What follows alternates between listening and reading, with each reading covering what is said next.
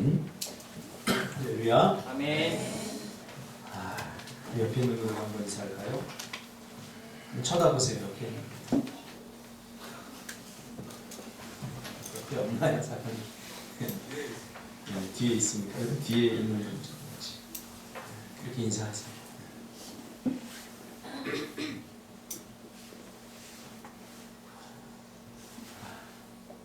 그냥 쳐다보는 거예요. 표정으로 인사하라고, 표정으로. 말로 해야 된다.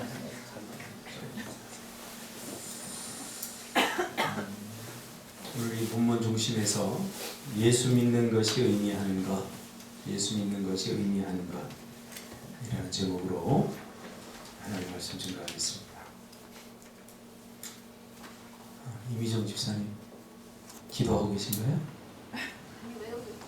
왜요? 뭐가 심각하게 하시길래 또 무슨 일이 있나 하고 너무나 잘 아는 말씀이죠, 이 본문은.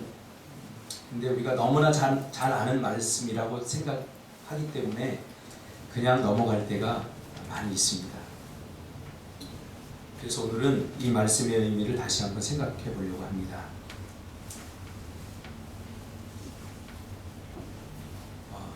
희영이 맞지? 희영이가 되게 이뻐져 갖고 나는 못 알아봤네. 미안해.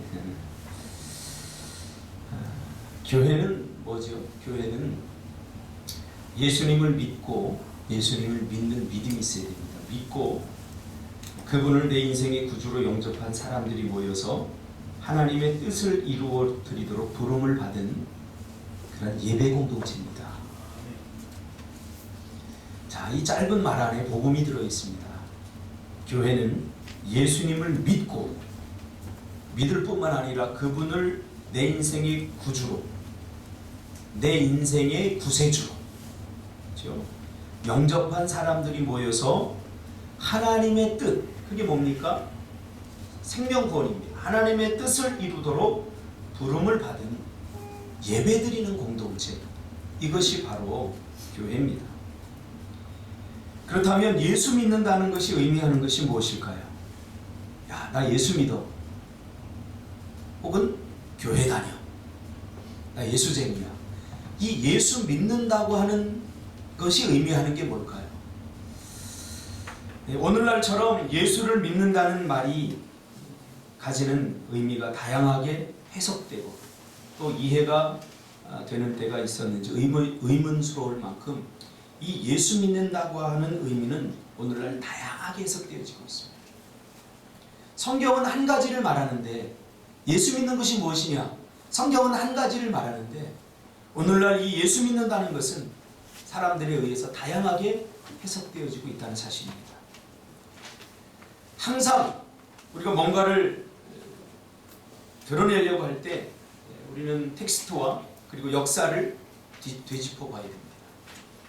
역사 속에 기독교 초기에는 예수를 믿는다는 것은 오직 한 가지 의미만을 말해 주었습니다. 예수를 믿는다는 것은 오직 예수를 주와 그리스도로 인정하며 다른 모든 것들은 우상이다 라고 고백했습니다. 참 이러한 고백은 대단한 충격적인 고백일 수밖에 없습니다. 이 고백 때문에 사회적으로 박해와 핍박을 불러왔고 환난과 고통을 동반하는 그런 어렵고 힘든 삶을 그리스도인들이 살 수밖에 없었습니다. 그러기에 초대교회 1세기 그리스도인들은 예수 믿습니다 라고 하는 고백을 아무나 할 수 없는 고백처럼 생각했던 것입니다. 오늘날처럼 너 예수 믿어? 예수 믿어. 여러분, 그 의미가 무엇인지 다시 한번 우리가 생각해 봐야 됩니다. 초대교회 성도들은 나 예수 믿어, 이것은 곧 자기의 목을 내놓아야 되고 자기의 목숨을 내놓아야 되는 그런 일이었습니다. 박해를 각오하는 일이었고 그리고 고난을 감당해야 되는 일이었습니다. 그러기에 초대 기독교인들은 정말 진정성을 담지 않고는 나 예수 믿어 이 말을 아무나 내뱉을 수 없었던 그러한 말이었다는 사실이죠. 오늘날도 일부 회교권이나 또 다른 종교가 그 대세를 이루는 나라에서는 예수를 믿는다는 것은 그렇게 쉽지만 않습니다. 정말 예수 그리스도를 인격적으로 영접한 사람이 아니라면 불가능한 고백입니다. 제가 인도 선교도 가서 그곳에서 회교권과 힌두교권 아닙니까? 예수 믿는다는 것이 자신의 삶을 다 포기해야 된다는 것을 의미한다는 것을 제가 직접 경험하고 왔습니다. 장로님이 선교사님인데 그 선교사님이 세례를 이렇게 목사님들 초청해서 세례를 베푸는데 그 세례가 보통 세례가 아니라고 감격적인 세례라고 하면서 저희들에게 이야기를 해주는데 한 아이가 학생이 예수를 믿고 그리고 그 가정도 예수를 믿게 되면서 야 예수님이 정말 하나님이 살아계시구나 그러면서 이제 세례를 받게 됐는데 세례를 받으면서 모든 것을 다 포기해야 됩니다.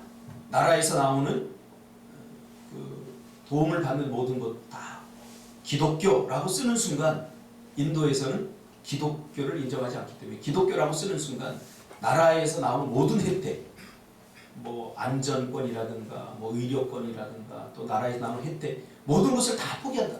예수 믿는 사람들한테 그런 도움을 전혀 주지 않는다. 그럼에도 불구하고 그들이 예수 믿겠다고 이제 동사무소에 가서 종교란에 힌두교에서 기독교로 바꾸는 이 세 글자를 쓰는 거예요. 선교사님들이 이 감동하지 않을 수 없는 일이었죠. 지금도 그런 일이 있습니다. 진정성을 담지 않고는 내뱉을 수 없는 말, 이것이 바로 예수 믿는다라고 하는 의미입니다.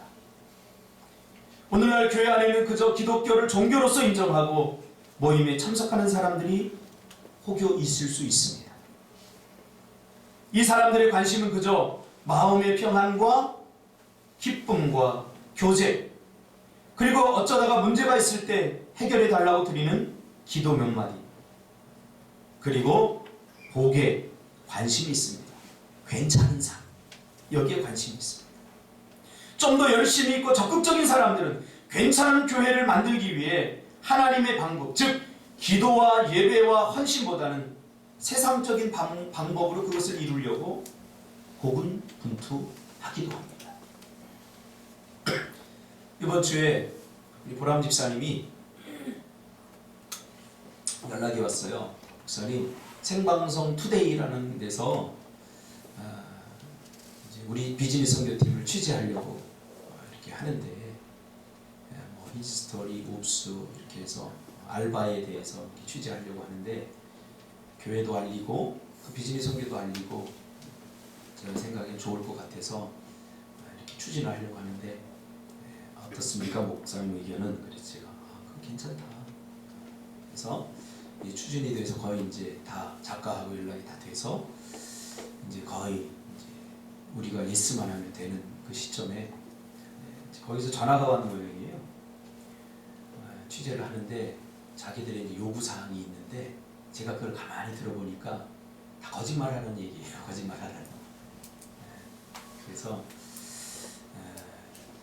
보람 집사님도 이제 그 관리했던 모양이에요. 목사님 어떻게 하죠? 그래서 우리의 있는 모습 그대로를 다 드러내는 것이 중요하지 없는 모습을 드러내면서 과대 포장하는 것은 문제가 좀 있다고 생각한다. 그러니 좀 아쉽더라도 내 생각에는 그냥 안 했으면 좋겠다. 이렇게 제가 이야기를 했더니 네 목사님 그렇죠. 그랬더니 전화를 했 모양이에요. 그래서 이제 안 하기로 그렇게 했습니다. 하나님의 뜻을 하나님의 방법으로 이루어야 되는 거죠. 이게 하나님의 백성들의 모습이죠. 아무리 결과가 좋아도 세상 사람들이 박수를 치고 환호를 보내고 대단하다라고 이야기해도 그것이 하나님의 방법으로 이루어지지 않았다면 그것은 절대로 하나님이 기뻐할 수 없는 일이죠. 예수 믿고 변화되는 새로운 생명, 새로운 인생, 변화된 인격, 변화된 삶, 변화된 삶의 목표. 이것이 예수 믿는다는 것의 의미입니다. 예수를 믿고 여러분 무엇이 변화되었습니까? 겉모습이 변화된 것은 아무 의미가 없습니다. 누구나 그렇게 할 수 있기 때문이죠. 예수 믿는 것이 예전에는 교회 안 나왔을 때 성경책 들고 교회 나오고 예배 참석 안 했을 때 예배 참석하고 그런 건 누구나 다 흉내낼 수 있습니다. 그러나 예수 믿는다는 것은 정말 누구나 흉내낼 수 없는 것이 있어요. 그게 뭐냐면 새로운 생명 그리고 변화된 삶, 변화된 인격, 변화된 언어, 변화된 삶. 이것이 아니라면 예수 믿는 것이 아닙니다. 성경은 적어도 그렇게 이야기하고 있어요. 저도 인정해주고 싶어요. 여러분들 교회 다 나오니까 우리 교회 성도라고 다 인정해주고 싶고 예수 믿는 사람이라고 말해주고 싶지만 그럼 목사는 그런 양식은 있어야 되지 않겠습니까? 적어도 예수 믿는다는 것은 교회에 나오는 것이 아니라 예수 때문에 그의 인생이 변화되는 것입니다. 예수 때문에 그의 인격이 변화되는 것입니다.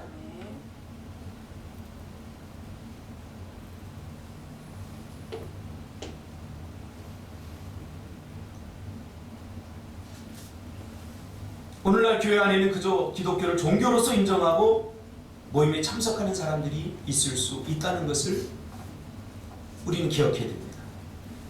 그런 사람들 겉으로 보면 정말 믿음 좋은 사람, 교회를 사랑하는 사람처럼 보이지만 그 마음 중심에는 자기가 들어있습니다.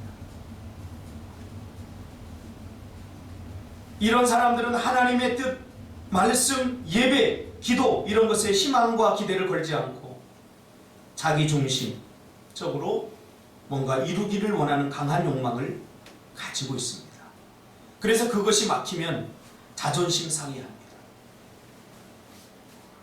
이들에게는 아는 것을 믿는 것이라고 착각하면서 나름대로 복음을 주장합니다.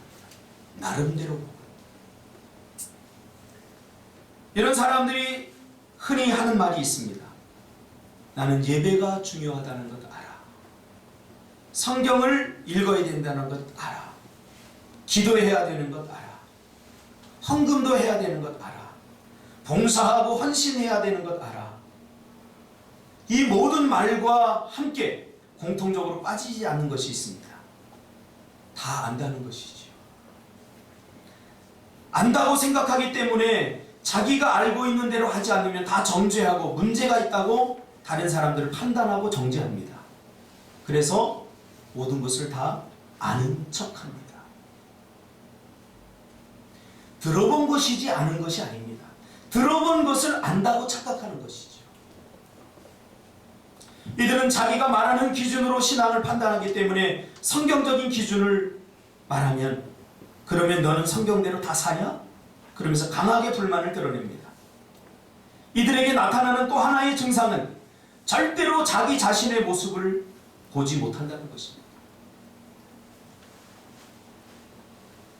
김정화라는 분이 있습니다. 남편은 의사고요.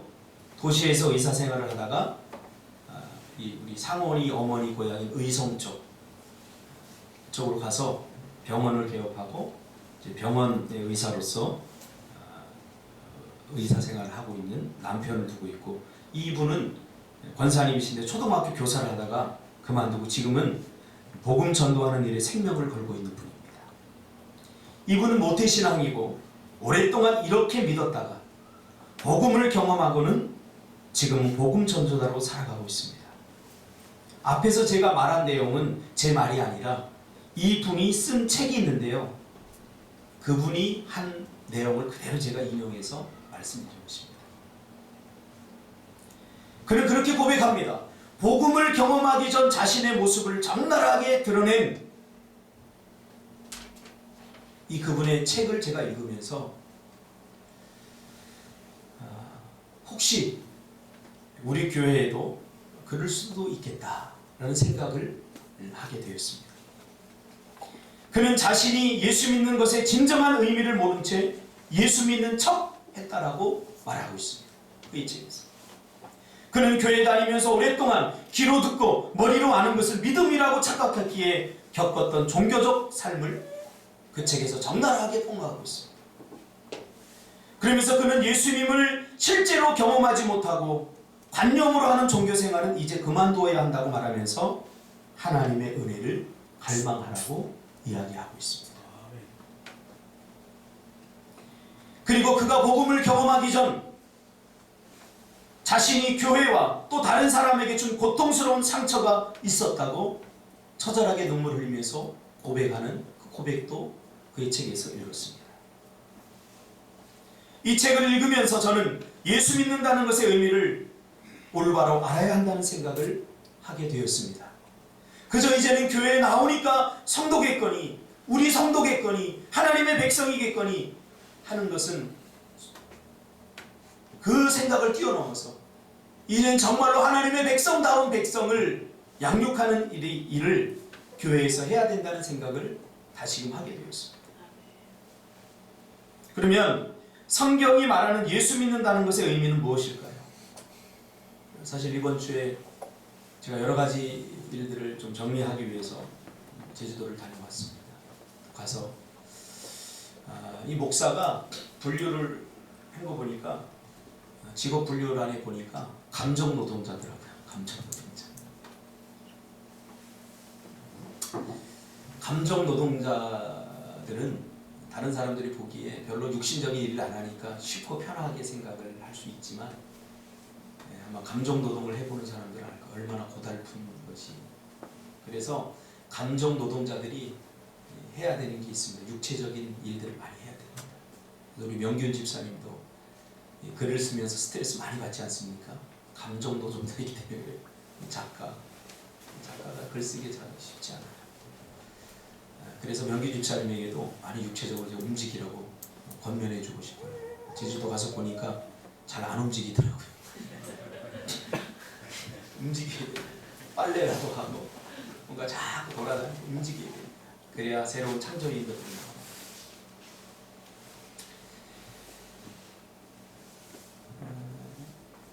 그러면 성경이 말하는 예수 믿는다는 것의 의미는 무엇일까요?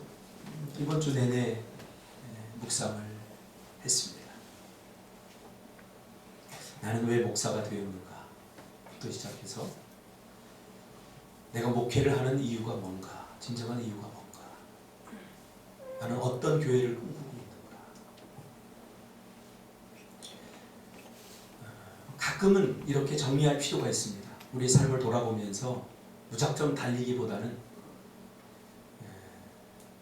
그렇게 정리할 필요가 있습니다. 생각들을. 정리라고 하는 의미 알죠? 너저분해지어 있으면 이게 삶이 복잡해져요. 정리가 되는 필요합니다.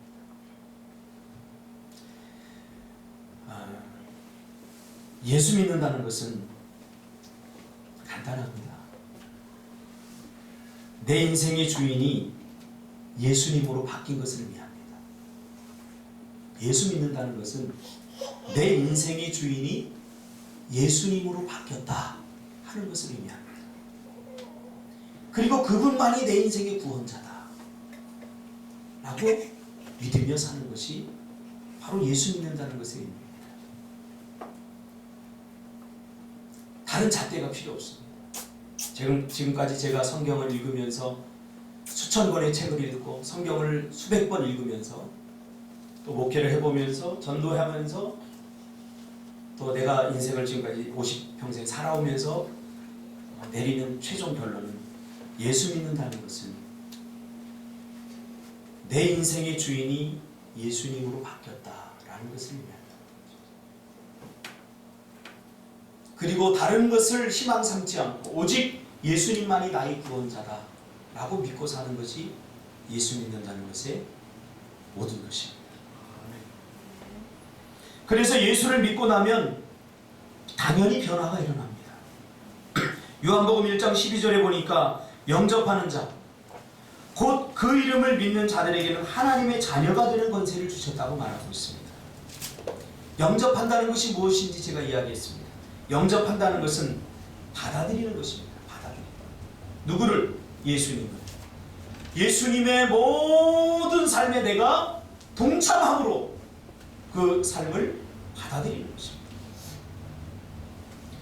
그분이 내 안에 들어온 이유가 뭡니까? 우리가 예수님을 영접한다는 것은 예수님이 내 안에 들어온 거잖아요. 그럼 왜 예수님이 밖에서도 충분히 우리를 터치할 수 있는데 왜 예수님이 내 안으로 들어오셨습니까?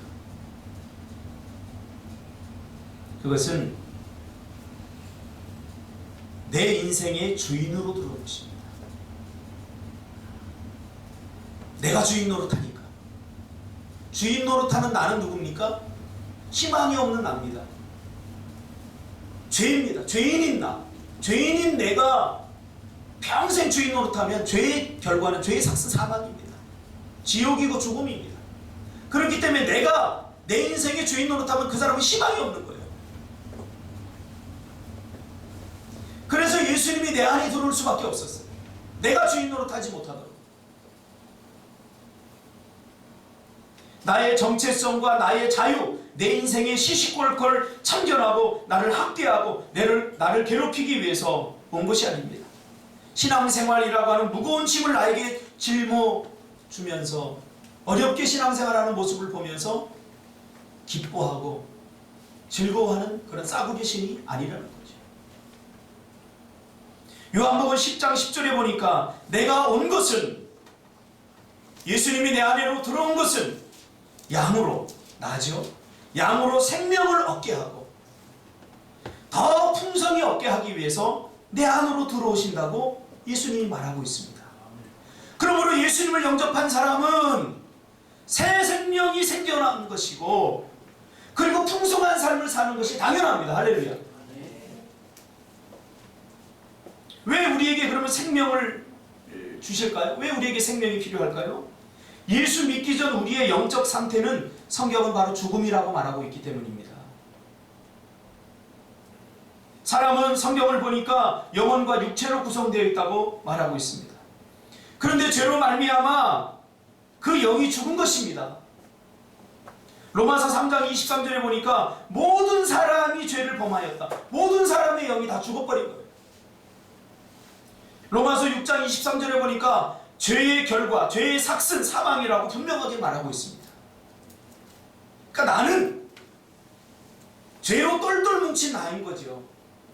내 자아가 죄로 똘똘 뭉쳤지요. 그러니까 자기밖에 모르고 자기 중심적이고 거기서 모든 죄가 다 발생하는 거예요. 이 과거의 나로는 더 이상 내 인생에 풍성하게 살 수 없어요.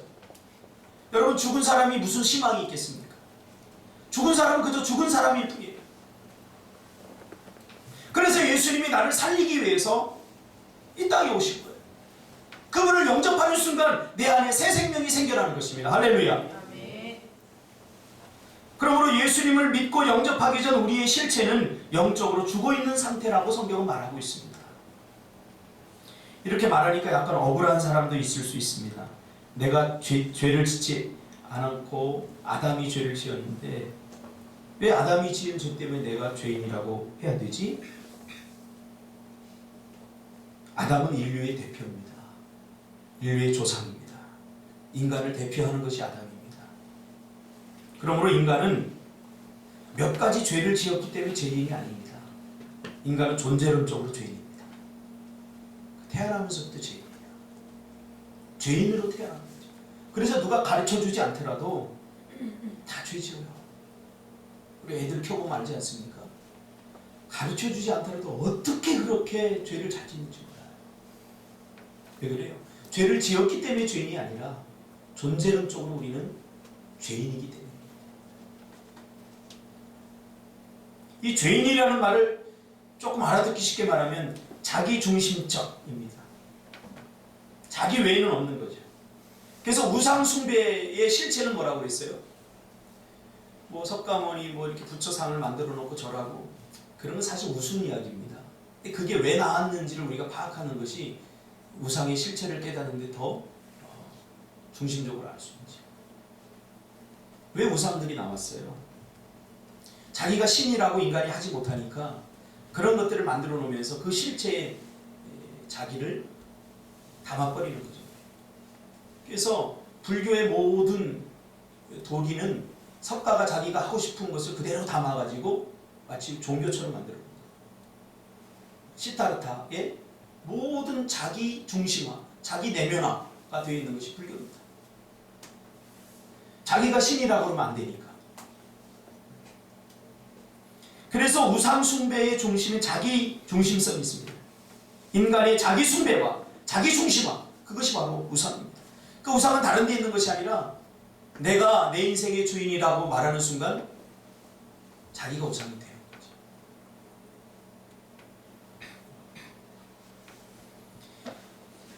죄로 말미암아 우리가 그렇게 타락했다는 거예요. 마치 하나님처럼 되려고 하는 거예요. 죄가 무엇입니까? 죄가 인간이 하나님처럼 되려고 하는 것이 죄예요. 이게 무서운 것 아닙니까?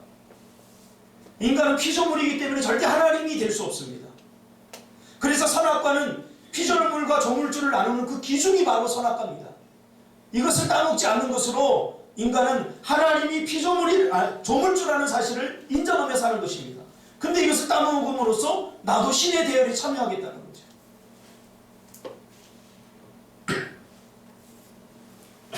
그래서 우리의 영이 죽어버린 겁니다. 하나님께서 우리를 만드시고 그 코에 생기를 불어넣어서 하나님의 성령을 우리에게 부어주셨습니다.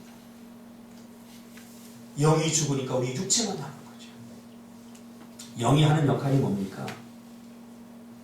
우리 내적 치유하신 분들, 영이 하는 역할이 뭐죠?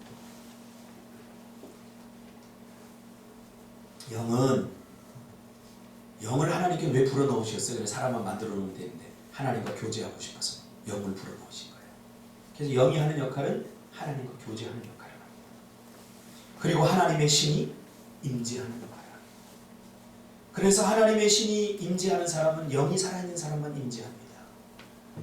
저는 어제도 하나님의 어제간에 금요일날 기도하면서 하나님의 임재를 경험했습니다. 내 영이 살아있으니까 하나님의 임재를 인식하고 경험할 수 있는 거죠. 그리고 그분과 교제할 수 있는 거죠. 그래서 기도는 세상의 기도와 기독교의 기도가 다른 것은 우리 기독교의 기도는 이 영적인 교제와 교류가 이루어지는 것입니다. 응답, 주고받는 것. 기도를 대화라고 하는 메커니즘으로 우리가 이해할 때 주고받는 것이 있지 않습니까? 떠들어 제끼는 것이 대화입니까? 아닙니다. 교제하는 것이 대화의 핵심입니다. 그러나 죄로 말미암아 하나님의 신이 떠나가고 영이 죽으니까 하나님의 신이 떠나가고 모든 기능을 상실하게 된 것입니다. 이것을 성경에서는 영적으로 죽었다, 사망이다라고 말합니다. 그래서 예수님을 영접한 사람은 내 안에 새 생명이 들어오기 때문에 당연히 변화를 경험하게 되는 것입니다. 이건 당연한 것입니다. 죄로 죽었던 내 안에 이제 예수님께서 내 안에 영접함으로 들어오셨어요. 뭐로요? 새 생명으로 들어오신 겁니다. 옛 생명이 아니라 이제 새 생명으로 들어온 것입니다. 새 생명으로 들어오니까 당연히 변화되죠. 할렐루야. 당연히 변화돼요. 예수님을 영접함으로 내 안에 죽었던 영이 살아나고 새 생명으로 거듭난 것입니다. 니고데모는 탁월한 학자였지만 지식적으로 탁월했지만 아무리 생각해도 거듭난다는 것을 이 비밀을 몰랐어요. 이해할 수 없어요. 왜? 지식은 3차원이기 때문에. 신앙은 초월이요 4차원이기 때문에. 그래서 교회 다니는 사람들이 복음을 전하고 교회에 대해서 이야기하고 기도에 대해서 이야기하면 육에 속한 사람들은 잘 이해를 못해요. 왜? 결론이 육에서 멈춰버리기 때문에. 우리가 로마서 할 때도 8장이 나오지 않습니까? 육은 영에 도달할 수 없어요.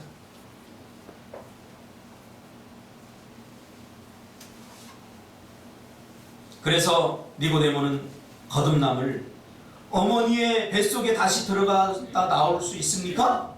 라고 물어봤다. 이게 3차원이 생각해낼 수 있는 것의 전부입니다.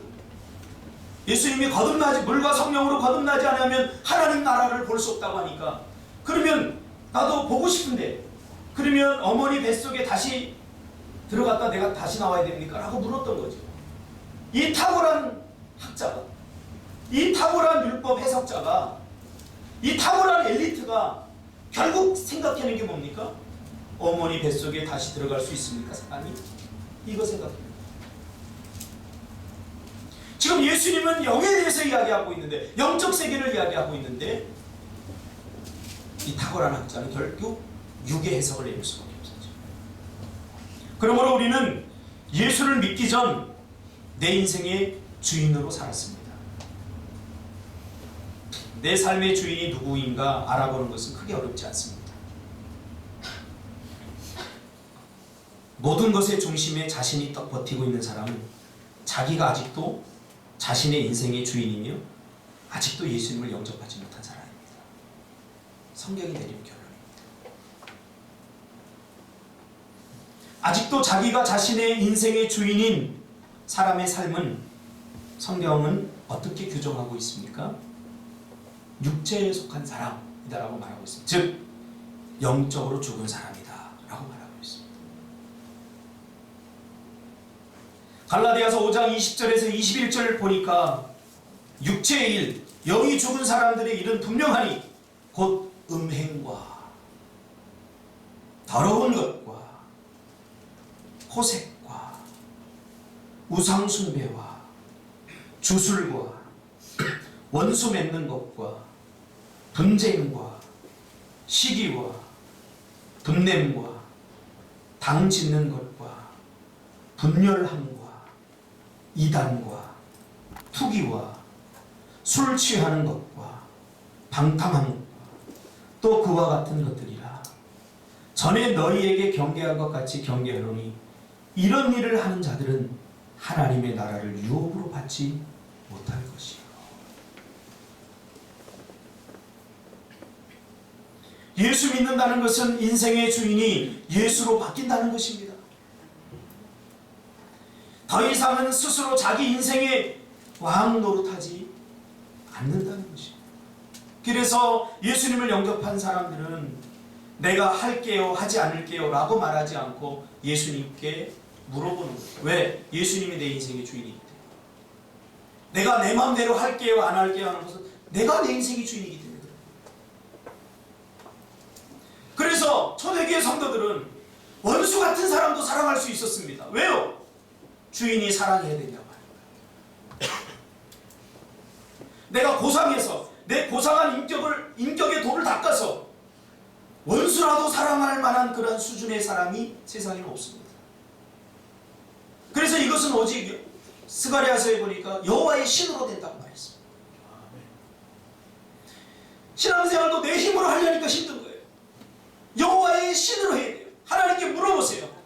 예배해야 되나 말아야 되나 물어보세요. 간단합니다. 하라 그러면 하면 됩니다.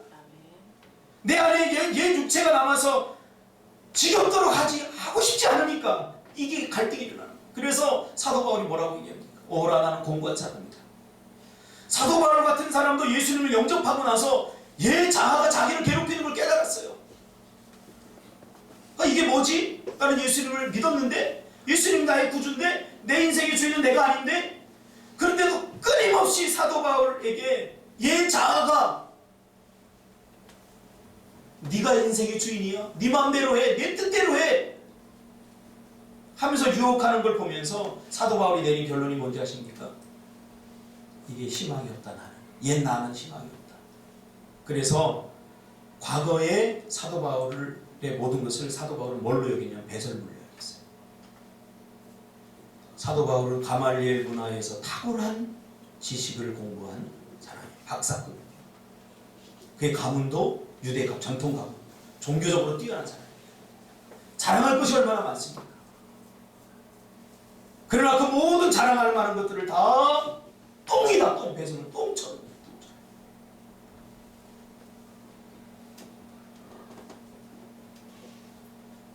예수를 믿는다는 것은 인생의 주인이 예수로 바뀐다는 것입니다. 더 이상은 스스로 자기 인생의 왕노릇하지 않는다는 것입니다. 이 육체는 왜 그래요? 죄로 오염되어 있기 때문에 그 육체는 예수를 영접하기 전에 옛 내 자아는 희망이 없습니다. 자존심 상해할 필요 없습니다. 자존심은 옛 것에 해당돼요. 좀 기분 나쁜 얘기하면 자존심 상해하면 아직도 내가 내 인생의 주인인 거예요. 2006년도에 영국의 한 작은 초밥 식당집에서 세계를 놀라게 하는 일이 일어났습니다. 알렉산드리노 리트비넨코라고 하는 사람이 초밥을 먹다가 갑자기 이상한 증상을 느끼게 됩니다. 그러더니 그 다음날 병원에 입원했는데 머리털이 빠지기 시작하면서 3주 만에 죽어버렸습니다. 이게 누구냐면 러시아 사람인데 영국의 스파이, 영국에 망명을 하면서 스파이 노릇을 했어요. 근데 그걸 푸틴이 알아가지고 이 사람 먹는 초밥에다가 플루토늄 몇 방울을 떨어뜨려가지고 피폭이 돼버린 거예요. 그래서 한 21일 만에 3주 만에 죽었어요. 근데 그것을 알았던 이 사람이 자신의 모습을 전 세계에 알리고 싶다고 침대에서 페이스북에 찍어서 계속 올리는 것을 우리가 다 보지 않았습니까? 이 사람이 걸어다녔던 모든 것이 다 오염돼가지고 영국이 난리가 났었죠. 제한무역 만들고 피폭이 되면 어떻게 되는지 알잖아요. 다 죽어요.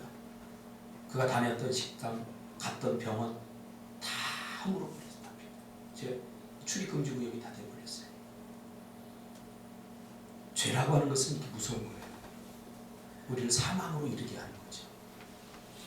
죄인이 가는 곳에 그 죄가 넘잖아요. 그러니까 죄인으로서 사는 우리는 더 이상 시간이 없습니다. 결국 그렇게 하다 결국 죽는 거예요. 나만 죄 짓는 줄 아세요? 죄인은 다른 사람까지 같이 죽여요. 죄 짓게 만들어요. 그게 죄의 특성이에요. 수근수근 하는 거 나만 하는 줄 아세요? 아니에요. 수근수근. 다른 사람도 그렇게 돼요.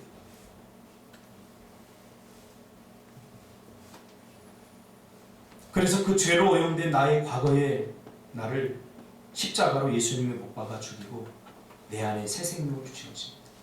이 희망 없는 이 죄, 죽어야 희망이 있지 않습니까?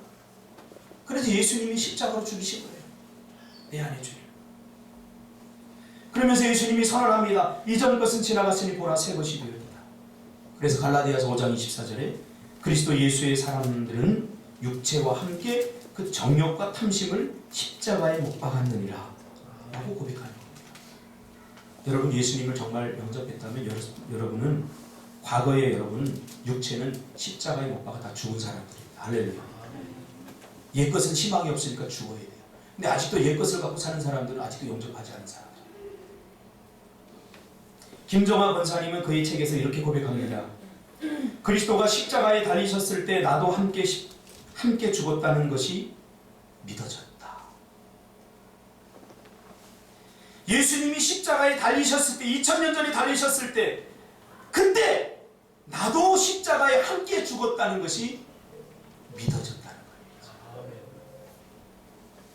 저도 십자가의 주님과 함께 십자가에 죽었네요. 믿음으로 선포했던 로마서 6장 4절이 나의 복음으로 믿어졌다. 그러므로 우리가 그의 죽으심과 합하여 세례를 받음으로 그와 함께 장사되었나니 이는 아버지의 영광으로 말미암아 그리스도를 죽은 자 가운데서 살리심과 같이 우리로 또한 새 생명 가운데 행하게 하려 함이라. 할렐루야. 너무 감동이지 않습니까? 나는 마침내 내가 죽은 십자가를 믿게 되었다라고 고백합니다. 한국 교회 안에 나같이 믿고 있는, 그러니까 은혜로 예수를 믿었는데 율법주의로 살고 있는 사람들이 생각나서 울 수밖에 없었다라고 고백합니다. 오늘 이런 사람들 때문에 얼마나 교회가 분열이 되고 예수 믿는 사람들이 얼마나 고통당하고 있습니까?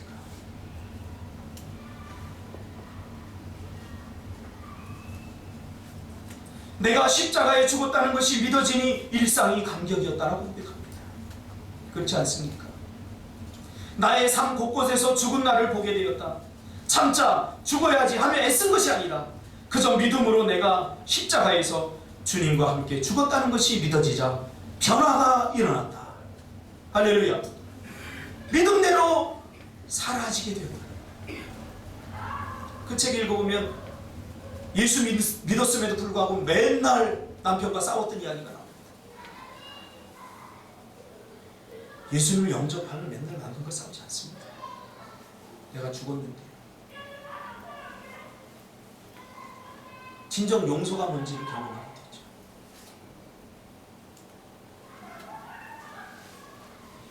오늘 본문에서 사도 바울은 뭐라고 말합니까? 내가 그리스도와 함께 십자가에 못 박혔다는 것입니다. 이미 죽었다는 것입니다. 그리고 주님은 우리에게 새 생명을 주시기 위해서 다시 부활하셨습니다. 더 이상 옛 방식을 고수하지 않아. 나는 더 이상 희망 없는 그런 죄인이 아니다라고 사도 바울은 고백하고 있는 것입니다. 내 안에 새 생명이 있다는 거죠.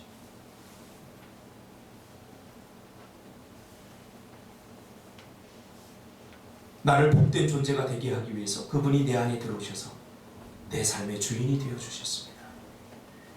그러므로 이제 내가 사는 것은 내가 내 인생을 사는 것이 아니라, 내가 내 인생의 주인이 아니라 오직 내 안에 새 생명을 주신 그리스도가 사는 것이다 라고 갈라디아서 2장 20절을 말하고 있습니다.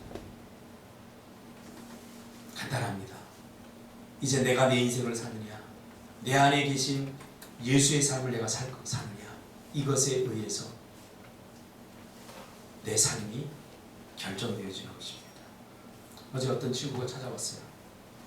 자신의 아픈 현실을 드러내면서 자신의 과거의 불행함들을 이야기하면서 자신의 현재의 삶이 어쩔 수 없었다고, 난 그렇게 살 수밖에 없었다고 고백을 저한테 하는데 가슴이 먹먹했습니다. 그래서 제가 한마디 해줬어요. 지금까지 너의 삶은 네가 선택하고 판단하는 것이 아니기 때문에 어쩔 수 없다고 치더라도 앞으로 남은 인생은 네가 무엇을 선택하고 어떤 것을 선택하느냐에 따라 내 인생이 달라질 수 있으니 자꾸 환경 탓하고 부모 탓하고 하지 말고 앞으로 내가 좋은 것들을 선택하며 살아라. 그러기 위해서 기도가 필요하다. 아무도 너를 도와줄 사람 없다. 기도해야 하나님이 도와주신다. 사람들 믿지 마라. 기분 좋을 땐 잘해주는데 기분 나쁘면 원수가 돼버린다. 사람 절대 믿지 마라. 하나님만을 믿어라. 알아들었는지 모르겠어요. 제가 해줄 수 있는 말이 최선이라고 저는 생각했기 때문에, 물론 상담자로서 그럴듯한 이야기 해줄 수도 있어요. 지금 당장 미봉책으로 당장 마음을 누그러뜨릴 수 있는 이야기 해줄 수 있어요. 그러나 그게 해결책이 아니기 때문에 목사로서 양심적으로 제가 하나님만이 너를 도울 수 있다라고 말해주었습니다.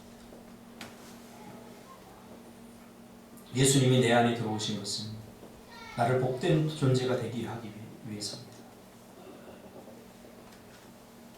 내 안에 나를 더 복되게 하기 위해서 내 안에 주인으로 들어오신 것입니다. 그러므로 이제 내가 사는 것은 내 인생의 주인이 아니라 오직 내 안에 새 생명을 주신 그리스도가 사는 것입니다. 그래서 예수님을 영접하고 나면 제일 먼저 드는 생각이 뭐냐면, 그럼 나는 뭐지? 내가 해야 되는 건 뭐지? 난 아무것도 할 수 없네? 제대로 예수님을 영접하자. 내가 뭘 해야지 된다고 생각해요. 이게 율법주의입니다. 여러분 이미 구원받기 위해서 뭘 했는데요? 예수님이 다 하신 것이지. 그분의 삶에 받아들이기만 하면 돼요. Yes, yes, 아멘, 아멘. 맞습니다. 십자가 위해서 당신이 나를 위해 죽어주셨습니다. Yes, yes, 아멘 하면 돼요. 이게 큰 축복입니다. 예수를 믿고 난 뭐를 꼭 해야 되기 때문에 너희는 잠잠히 있어. 주가 하나님 됨을 알지어다. 제발 좀 잠잠히 계세요. 하나님이 하시는 거야. 나의 나됨은 하나님이 하시는 거야. 사도 바울이 고백합니다. 나의 나된 것은 주님이 아니라 뭘 자꾸 깝죽대요. 하나님이 하시는 거야. 이제 내 안에 새 생명으로 계신 주님이 원하시는 대로 생각하고 결정하고 순종하는 것. 이것이 바로 예수 믿는다는 것의 의미입니다. 까다롭고 욕심 많고 이기적이고 자기중심적이고 정력적이고 증오스러운 육적 생명은 이미 십자가에 다 못 박아 죽었습니다.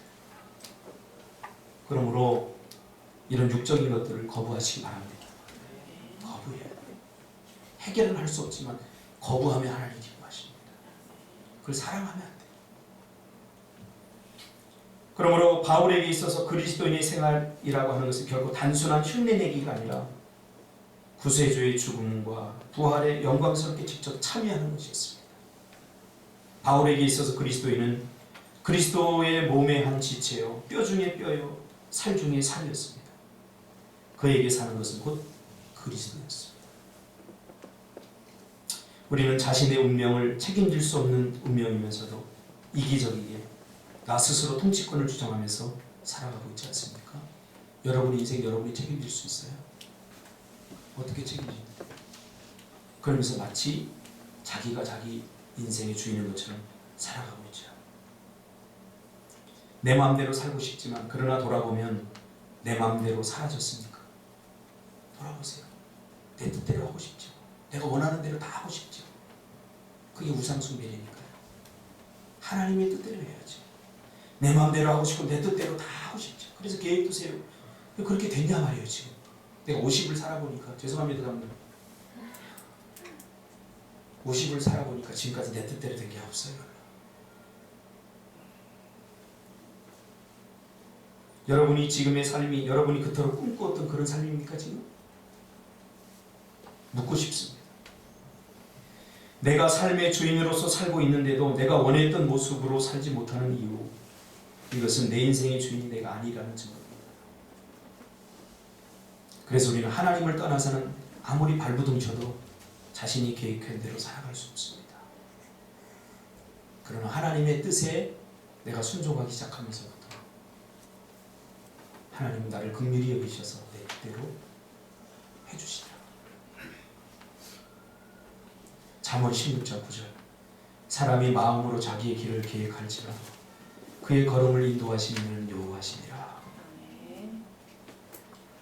과거를 잊고 새롭게 출발하고 싶습니까?